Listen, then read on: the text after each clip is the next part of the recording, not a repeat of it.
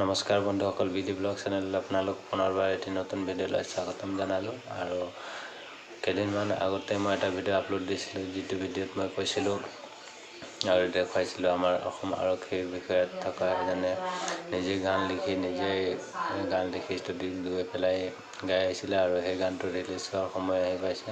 Release হোৱাৰ সময়ত যিটো নেকি ষ্টেটাছ নিচিনা এটা ৰীল দিয়ে সৰুকৈ, সেই ৰীলটো আজি মোৰ হাতলৈ আহিছে আৰু মই নিজে তেওঁৰ লগত গৈ পেলাই ষ্টুডিঅ'ৰ পৰা সেই ৰীলটো আনিবলৈ গৈছিলোঁ।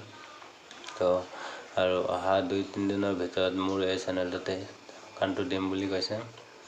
আৰু তেওঁৰ চেনেলৰ লিংকটো মোৰ ডিছক্ৰিপশ্যনত আছে, চাব। আৰু তেওঁৰ চেনেলটো পাৰিলে ছাবস্ক্ৰাইব কৰি দিব। ধন্যবাদ। জয় অসম, বন্দে মাতৰম। বলক গানটো আৰম্ভ